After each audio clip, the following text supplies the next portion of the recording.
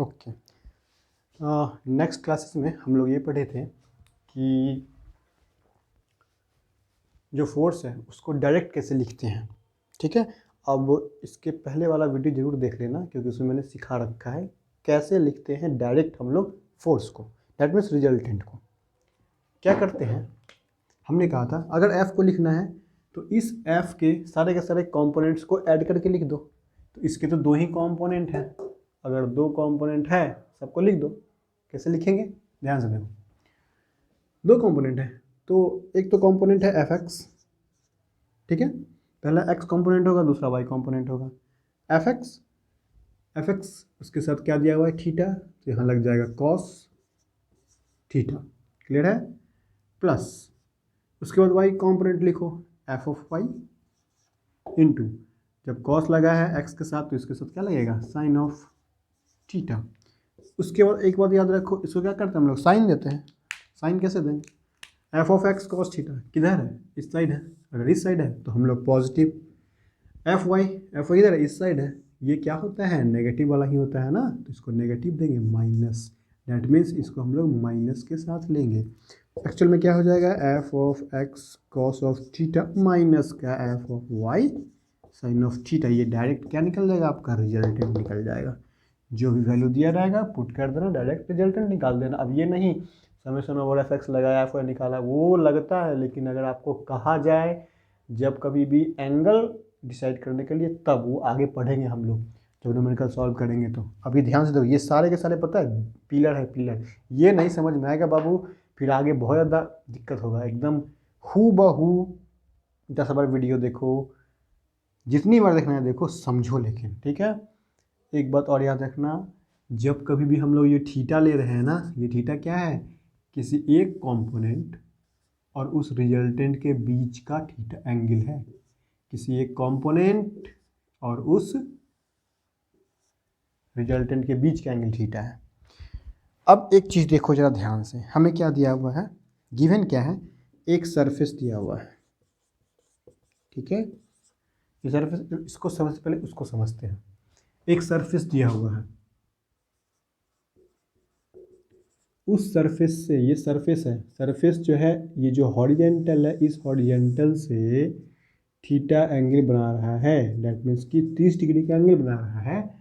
और एक फोर्स, ये सरफेस के ऊपर जो लास्ट में जो सरफेस है वहाँ से एक फोर्स इस साइड में, इस डायरेक्शन में एक फोर्स लग रहा है। सपोज करो इसको, चलो 80 न्यूटन एक फोर्स लग रहा है। हमें ये बोलता है कि भाई इसका हमें कंपोनेंट बताओ, एफ का कंपोनेंट सीखेंगे तभी हम लोग रिजल्ट निकालेंगे। कैसे बनाए कंपोनेंट, कंपोनेंट लिखने के लिए हमें क्या चाहिए कि एफ एक्स और एफ के बीच का एंगल, दैट मीन्स कोई कंपोनेंट और एफ के बीच का एंगल। तो हमें कंपोनेंट तो पता ही नहीं है, तो एक बात मेरे दिमाग में आया, कंपोनेंट नहीं पता है, लेकिन हमें ये पता है कि कंपोनेंट हमेशा या तो एक्स एक्सिस पे होगा या तो वाई एक्सिस पे होगा, ठीक है। और जो रिजल्टेंट है वह इन दोनों के बीच में ही होता है। तो हमें ये पता है कि अच्छा 80 डिग्री बोल रहा है, 80 डिग्री का कंपोनेंट निकाल रहा है, इसका मतलब 80 डिग्री रिजल्टेंट होगा। तो अगर ये रिजल्टेंट है तो इसका कंपोनेंट, दो कंपोनेंट होगा, और दोनों एक्स एक्सिस या वाई एक्सिस पे होंगे। तो चलो ड्रॉ कर लेते हैं।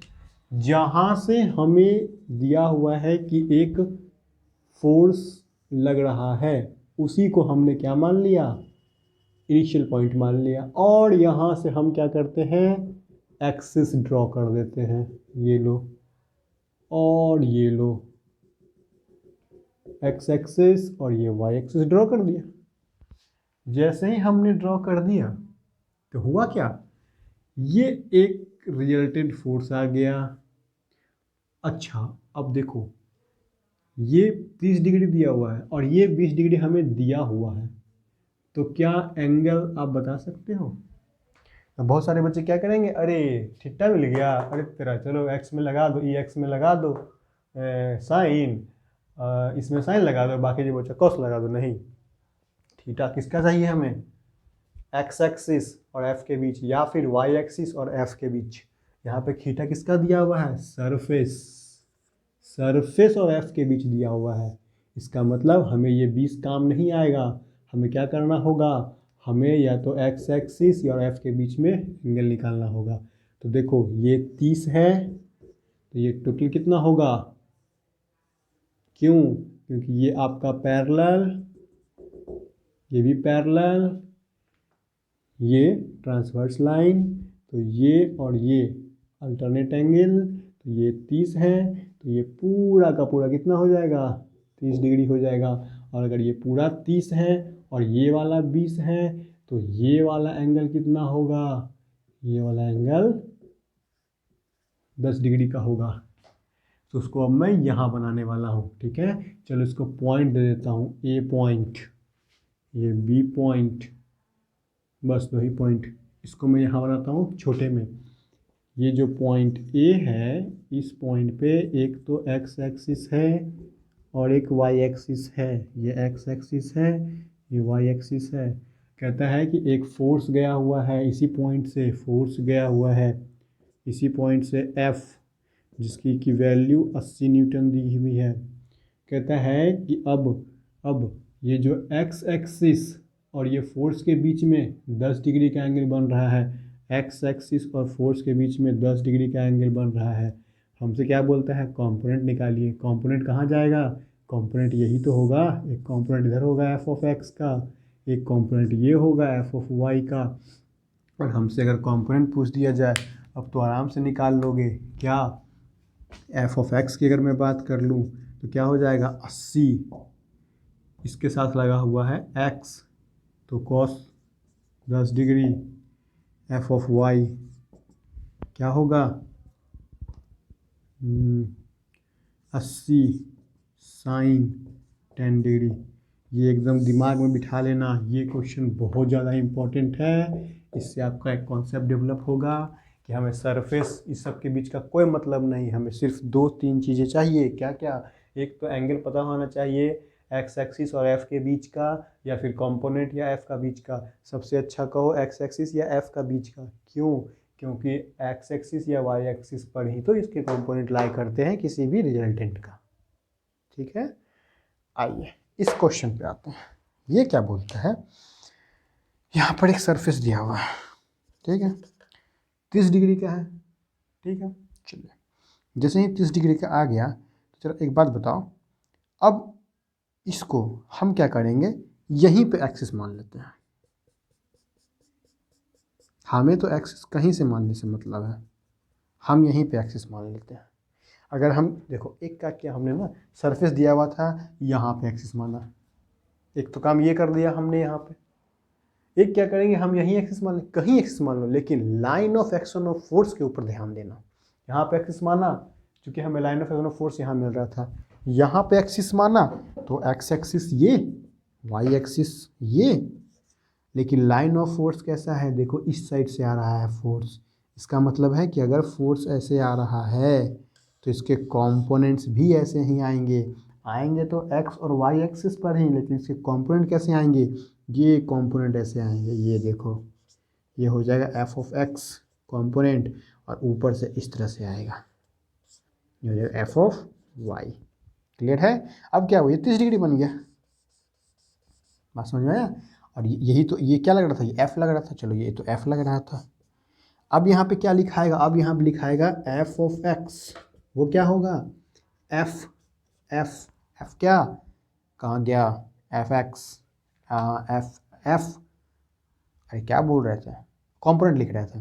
तो कंपोनेंट लिख रहे हैं तो एफ लिख दिया, एफ एक्स एफ लिख दिया, और ये क्या किया, ये 30 डिग्री है। अब देखो, अब मुझे एक्सिस के साथ इसका क्या मिल गया, एंगल मिल गया, तो आसान हो गया मेरे लिए, बहुत आसान हो गया। एफ ऑफ एक्स क्या, एफ थीटा दिया हुआ है एक्स के साथ, तो कॉस लग जाएगा, कॉस ऑफ 30 डिग्री, ठीक है। अच्छा एफ ऑफ वाई क्या होगा बाबू, एफ ऑफ वाई क्या होगा, एफ साइन 30 डिग्री। लेकिन एक चीज़ और, हमें क्या है, साइन के ऊपर ध्यान देना होगा। अगर इस साइड से है तो हमें साइन को क्या करना होगा, उसी अनुसार लिखना होगा। यहाँ पर भी क्या है, इस साइड से है तो साइन को क्या होगा, उसी अनुसार लिखना होगा। मतलब अगर आपने यहाँ नेगेटिव लगा दिया तो बाद में आपका वैल्यू जो है जो कैलकुलेट करोगे वो खुद ब खुद पॉजिटिव आ जाएगा। और अगर आपने नेगेटिव यहाँ नहीं लगाया है तो वैल्यू क्या होगा, खुद ब खुद नेगेटिव आ जाएगा। अगर वैल्यू नेगेटिव आ गया समझना हमने जो फोर्स माना था वो क्या था, उसका डायरेक्शन नेगेटिव की ओर था। सिंपल सा बात है, क्लियर है। वो तो खैर हम लोग न्यूमेरिकल में करेंगे, अभी बस ये समझो कि किस तरह से हम इसको क्या कर रहे हैं, एक्सपेंड कर रहे हैं। अच्छा, अब ये मत समझना cos 10 sin 10 80 इसकी वैल्यू ये, तो इसकी वैल्यू अगर पॉजिटिव भी आती है तो ये समझ जाना कि हमने इसमें डायरेक्शन को इंक्लूड नहीं किया है। क्यों? क्योंकि ये क्या है, एफ एक्स क्या है, इस साइड है, तो इसे हमने क्या लिखना होगा, सपोज डेट कि ये पॉजिटिव वैल्यू आ गई तो हम क्या लिखेंगे, यहाँ F x 80 cos 10 degree positive value आएगी, हम क्या लिखेंगे यहाँ पर, लेफ्ट वर्ड्स। इसका मतलब ये लेफ्ट वर्ड काम कर रहा है। और अगर या इसको क्या लिख सकते हो, जो भी वैल्यू आए सीधा नेगेटिव कर दो, अपने मन से पता चल जाएगा हाँ भाई इस साइड है। क्लियर है, ये बस ध्यान में रखना भाई। स्क्रीनशॉट लो, फिर से समझो इसको। ये और ये केस देखो, हम एक बार यहाँ भी मान ले सकते हैं, यहाँ भी मान ले सकते हैं, जिस क्वेश्चन में जैसा सहूलियत होगा हम वैसा मानेंगे। क्लियर है, स्क्रीनशॉट लीजिए इसका।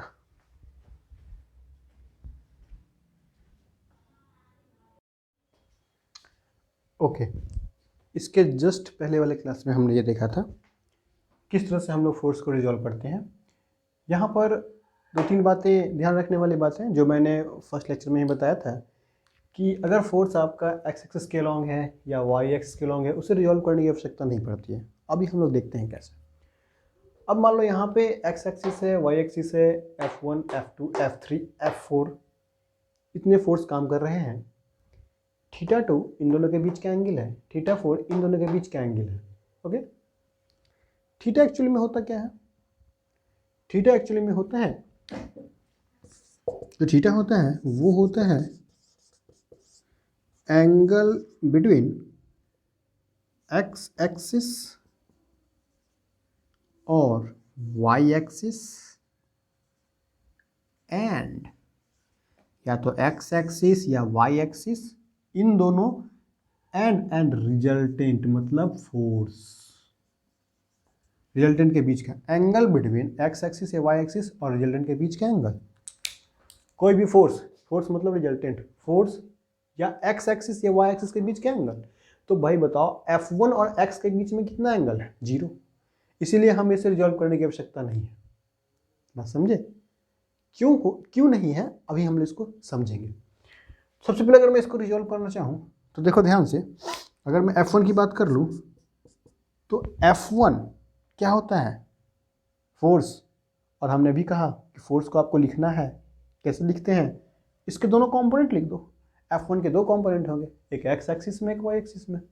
क्लियर है, तो अगर मैं मानता हूं कि F1 के 2 कंपोनेंट हैं, यहाँ देखो F1 के 2 कंपोनेंट हैं, तो F1 एक्स एक्सिस के साथ कितना डिग्री एंगल बना रहा है, 0 डिग्री। तो F1 का मैं पहले क्या लिखूंगा, एक्स कंपोनेंट लिखूंगा, साथ ही साथ क्या लिखूंगा, वाई कंपोनेंट लिखूंगा।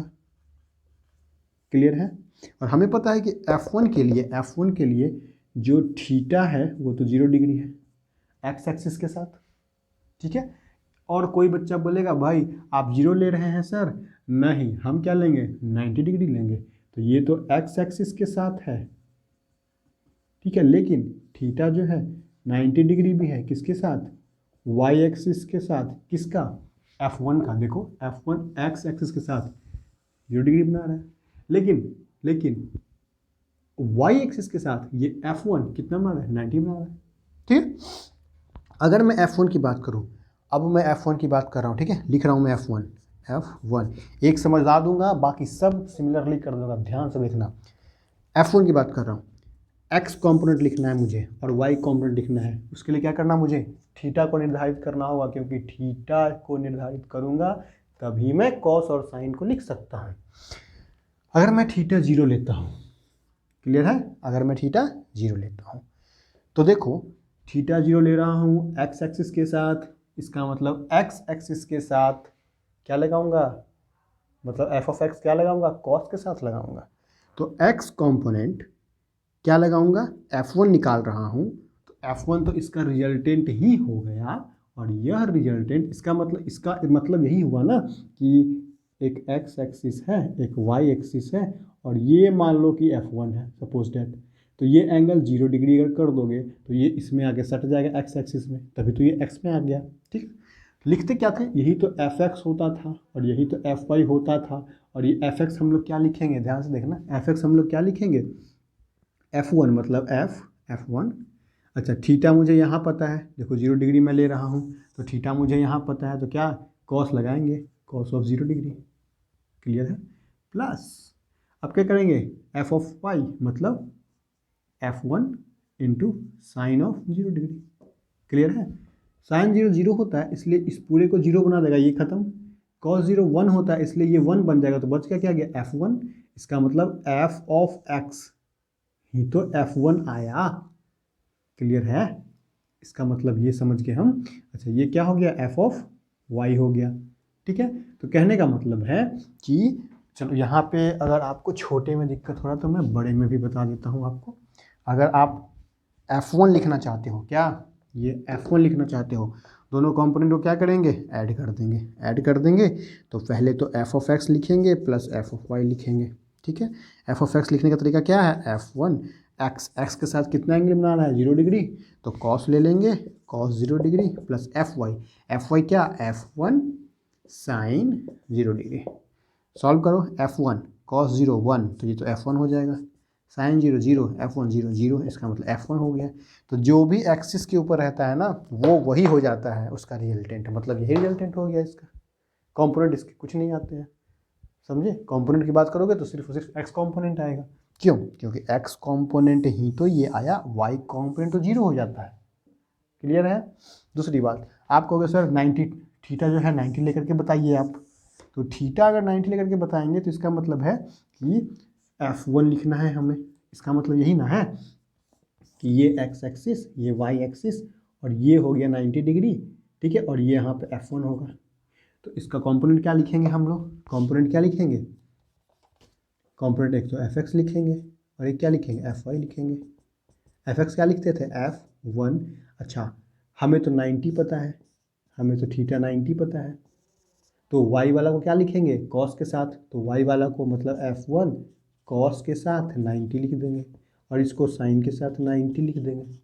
तो fx कितना हो जाएगा, F1 साइन 90 1 होता है तो F1 हो जाएगा, कॉस 90 0 होता है तो ये 0 हो जाएगा, मतलब F1 ही बचा, मतलब f ऑफ x मतलब x कंपोनेंट ही बचा। तो कहने का मतलब कोई भी फोर्स अगर x एक्सिस पे है तो उसका कंपोनेंट सिर्फ यही होता है, यही कंपोनेंट होगा। y कंपोनेंट क्या होगा, 0 हो जाएगा। देखो y कंपोनेंट 0 हो रहा है, ठीक है। अच्छा यहाँ पे देखो, कहाँ गया, यहाँ देखो y कंपोनेंट 0 हो रहा है। तो इससे एक बातें और नोट डाल करके लिख लो, अगर कोई भी फोर्स F(1) या F(2) कोई भी फोर्स x एक्सिस पर है तो उसका y कंपोनेंट 0 होता है। पहला नोट लिख लिया, कोई भी फोर्स अगर x एक्सिस पे है तो उसका y कंपोनेंट 0 होगा। दूसरा नोट लिखो, कोई भी फोर्स अगर y एक्सिस पे है तो उसका x कंपोनेंट 0 होगा, ठीक, ये बस लिख लो, अभी मैंने समझा दिया, क्लियर है।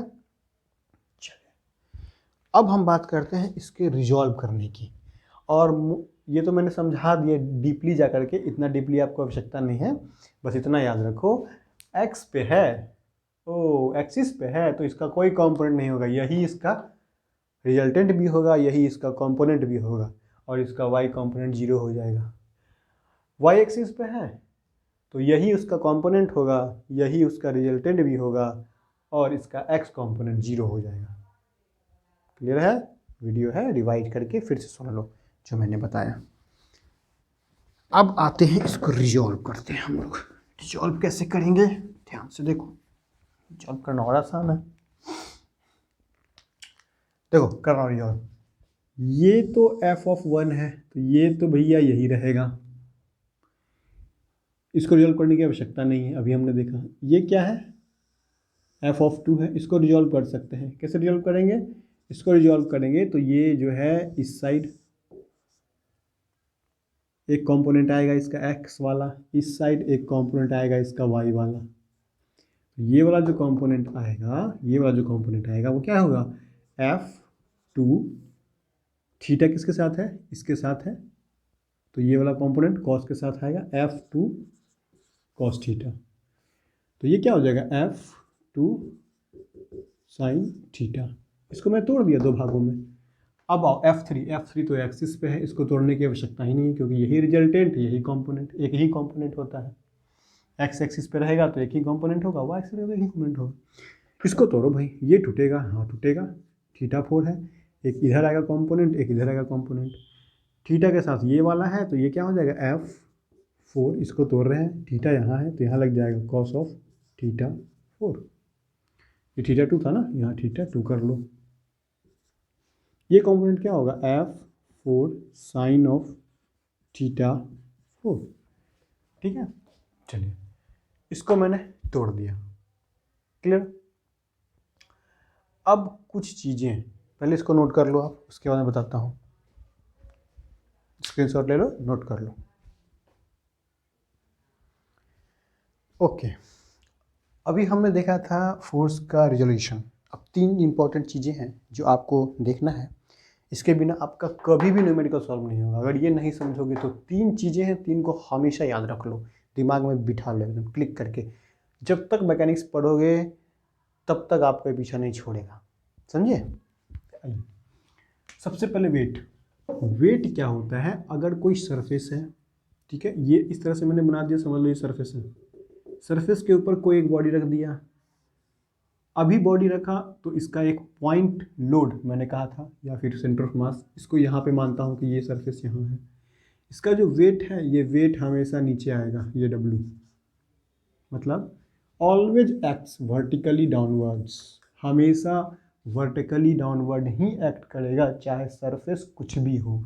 ऐसा सरफेस हो फ्लैट या इंक्लाइंड सरफेस हो, ये मान लो इंक्लाइंड सरफेस, और इस तरह से बॉक्स रखा हुआ है, तो इसका जो वेट है ना, ये वेट ऐसा नहीं कि अब ये ऐसे बना दिया तो इसको ऐसे ना, ये हमेशा नीचे W।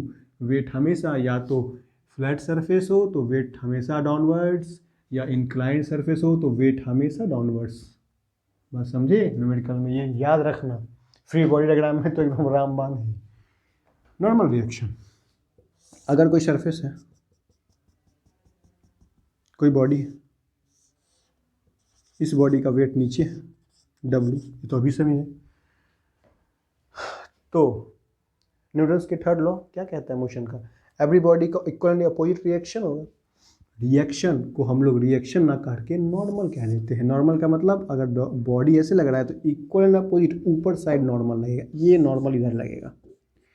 ये नॉर्मल हमेशा क्या होता है, ये यही सरफेस है, सरफेस के परपेंडिकुलर होता है, always acts perpendicular to the surface. Surface ऐसे है तो सरफेस के परपेंडिकुलर होगा। मान लो ये इंक्लाइंड है, इस तरह से बॉडी रखा हुआ है, तो W तो हमेशा नीचे काम करेगा।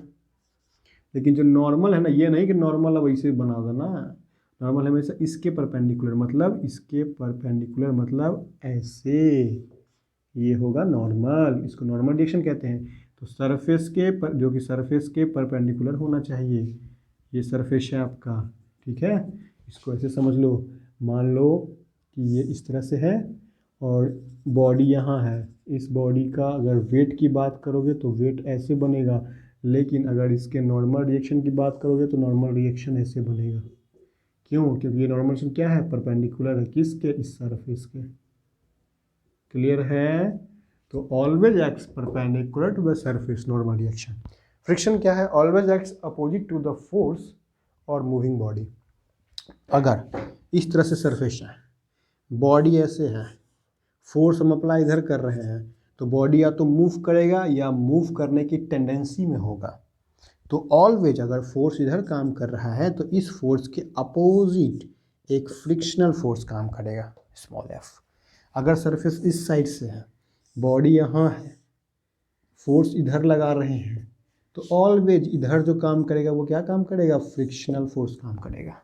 बात समझ में आई? सरफेस कोई मतलब नहीं है, जस्ट इसके अपोजिट काम कर जाएगा। क्लियर है? ये अच्छा मान लो कोई बोले सर ये बॉडी है, अब फोर्स को हम क्या कर रहे हैं, इन्हें लगा रहे हैं, तो इधर लग जाएगा फ्रिक्शनल फोर्स। बात समझे? बस ये चीज़ें हैं, कॉन्सेप्ट को याद रखो। उसके बाद अभी हम एक और क्वेश्चन करते हैं, क्वेश्चन नहीं, एक कॉन्सेप्ट है, इसको जल्दी नोट करो, स्क्रीनशॉट लो जल्दी।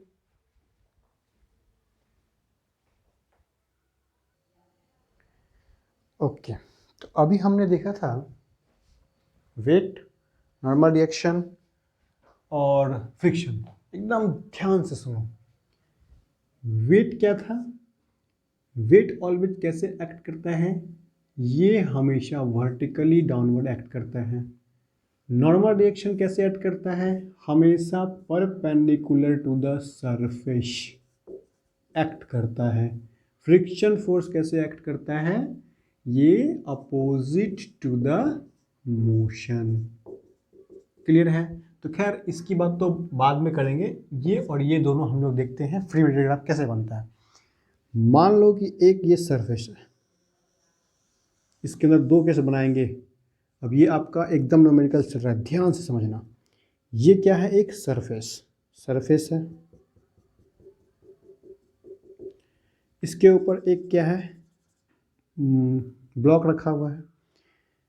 इस ब्लॉक की अगर बात करें तो इस तरह से इसका वेट W काम करेगा, इसका एक नॉर्मल रिएक्शन लगेगा, तो ये देखो नॉर्मल रिएक्शन यहाँ लग गया। फ्रिक्शन वगैरह भी लगेगा, लेकिन फ्रिक्शन को अभी हम लोग इग्नोर कर रहे हैं। हमें सिर्फ और सिर्फ फोर्स के रिजोल्यूशन को समझना है कि कितने फोर्स काम कर रहे हैं। यहाँ पे दो फोर्स काम कर रहे हैं, और दो फोर्स अगर काम कर रहा है तो हम क्या करेंगे, इन दोनों फोर्स को रिजॉल्व करना सीखेंगे। एक्सिस कैसे हम लोग इंटरचेंज करते हैं वो सीख रहे हैं। तो ध्यान से देखो, अगर मैं बात कर लूँ आपसे कि ये एक ब्लॉक है, इस ब्लॉक को क्या किया हमने, चलो यहाँ कर लो, ये आपका एक सरफेस है, ये आपका एंगल दिया हुआ है 30 डिग्री, और इस ब्लॉक को हम मान लेते हैं एक पार्टिकल, क्योंकि हमने अभी पढ़ा है कि हम लोग आइडियलाइजेशन से इसको पार्टिकल हमेशा मानते हैं। जैसे ही पार्टिकल माना, इसके ऊपर एक फोर्स काम किया, एक फोर्स काम क्या किया, W, जो इसका वेट होगा। एक फोर्स काम क्या किया, नॉर्मल, जो इसका परपेंडिकुलर टू द सरफेस होगा। ठीक है, अब करना क्या है, इसको रिजॉल्व करना है। तो रिजॉल्व अगर करना है तो जरा ध्यान से देखो क्या करेंगे। हमने क्या किया, इस वाले को एक्सिस मान लिया, ये एक्स एक्सिस मान लिया, और यहीं से हम क्या किए, वाई एक्सिस मान लिए यहाँ पे। ठीक है, ये वाई एक्सिस मान लिया। तो अब मैं इस एक्सिस को कहीं भी इंटरचेंज करूँ, ऊपर मतलब शिफ्ट करूँ पैरेलली, तो कोई दिक्कत वाली बात नहीं होती है। ठीक है, ये आप लोग पढ़ेंगे आगे। या फिर हम ये भी कह सकते हैं कि भाई ये पैरेलल लाइन है, इसको हम शिफ्ट करके यहाँ ला रहे हैं, यहाँ पे ये पैरेलल लाइन है, इसको शिफ्ट करके ऊपर ले जा रहे हैं, बाद बाकी वो एक्सिस ही बन जाता है। तो कहने का मतलब हम एक एक्सिस यहाँ पर बना दे रहे हैं, ये वाला देखो, क्योंकि ये वाई एक्सिस को हम यहाँ पे इंटरचेंज कर लिया है, ये आपका वाई एक्सिस हो गया। इस एक्स एक्सिस को हम यहाँ बना दे रहे हैं, एक्स एक्सिस हो गया। ठीक है, अच्छा अब मैं क्या कर रहा हूँ कि इसको मैं फिर से यहाँ बना दे रहा हूँ, ताकि आपको समझने में आसानी हो, वहाँ बहुत ज़्यादा गैदरिंग हो जाएगा। ये हमें दिया हुआ था, अब बड़ा बना रहा। ये क्या था, सरफेस दिया हुआ था, ये 30 डिग्री हमें गिवन था, सरफेस यहाँ दिया हुआ था। इस सरफेस के ऊपर मैंने क्या माना था, एक तो लोड लग रहा था W का, एक नॉर्मल रिएक्शन लग रहा था। इधर हम क्या कर रहे हैं, एक्सिस को ये मान रहे हैं, इस एक्सिस को हम शिफ्ट कर रहे हैं ऊपर, और एक्सिस को हम यही मान लेते हैं। तो ये आपका एक्स एक्सिस, और ये आपका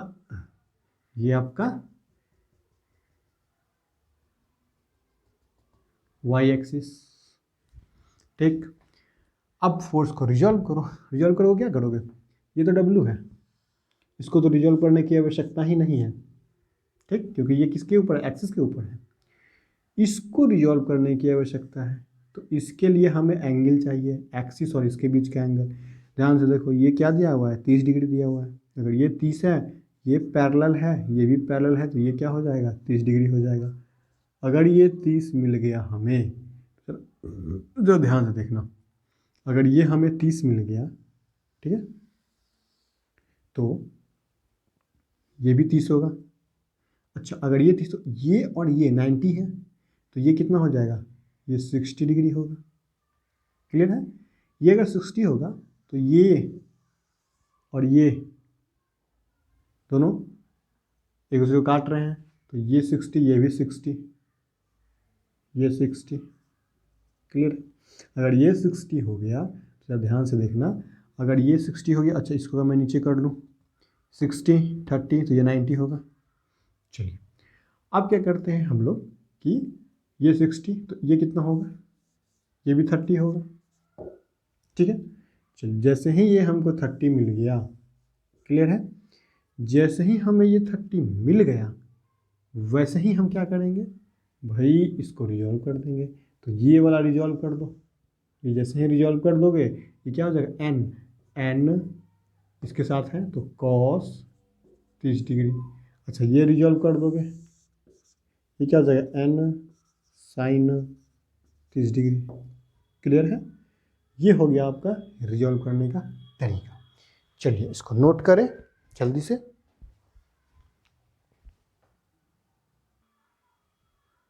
चलिए नोट हो गया। अब आते हैं, एक तो हम क्या किए कि एक्सिस को यहाँ मान लिए।